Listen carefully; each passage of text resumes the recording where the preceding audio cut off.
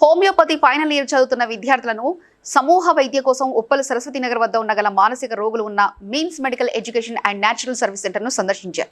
ఈ సందర్భంగా లింగస్వామి మాట్లాడుతూ సొంత కుటుంబ సభ్యులు ఇలాంటి మానసిక రోగులను వదిలించుకోవాలని చూస్తున్న ఈ సమాజంలో ఇంతమందిని ఒకే చోట చేర్చి సేవలు అందిస్తున్న వారి రుగ్మతను పోగొట్టి మళ్లీ మనుషులుగా తీర్చిదిద్దడం అనేది గొప్ప విషయమని కొనియాడారు.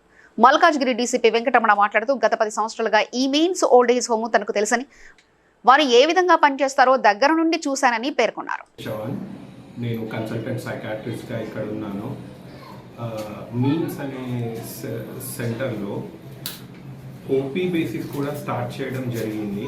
ఇంతకుముందు ఇక్కడ రిహాబ్ సెంటర్ లాగా అబాండన్ చేయబడిన ఫీమేల్స్ని పెట్టుకొని వాళ్ళకి చికిత్స, వాళ్ళకి షెల్టర్ అన్నీ ప్రొవైడ్ చేయడం జరిగేది. రీసెంట్గా ఒక 2 months నుంచి ఓపీ ఫెసిలిటీస్ కూడా అవైలబుల్ అయ్యాయి. దీంట్లో భాగంగా ఎవరన్నా మానసిక సమస్యలతోని ఇబ్బంది పడుతున్నట్టయితే వాళ్ళు డే కేర్ బేసిస్లో, అంటే ఓపీ లాగా వచ్చి చూయించుకొని మందులు రాయించుకొని రిటర్న్ వెళ్ళిపోవచ్చు.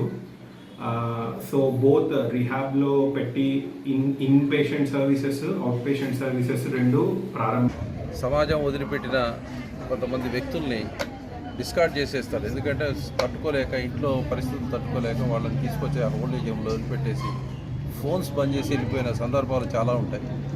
ఎందుకంటే మళ్ళీ వాళ్ళు కాంటాక్ట్ అయితే మళ్ళీ మా మీద పడుద్దన్న ఉద్దేశంలో వదిలిపెట్టిన కేసెస్ కూడా వీళ్ళు జాగ్రత్తగా డీల్ చేసి వాళ్ళని ఏదైతే చేస్తున్న డాక్టర్ జ్ఞానప్రకాష్ గారికి, వారికి సహకారం అందిస్తున్న డాక్టర్ లోకేష్ గారికి, సైకాట్రిస్ట్ ముఖ్యంగా మా లింగరాజు గారికి, ఇంత బ్రాడ్గా ఇంతమంది స్టూడెంట్స్ని తీసుకొచ్చి ఫీల్డ్ విజిట్ చేయించి వాళ్లకు అవుట్రైట్ సపోర్ట్ గవర్నమెంట్ తరఫు నుంచి ఇస్తున్నాం అనడం చాలా ఆనందదాయకం. Definitely I congratulate doctor Gnanaprakash గారు అండ్ హిస్ టీమ్.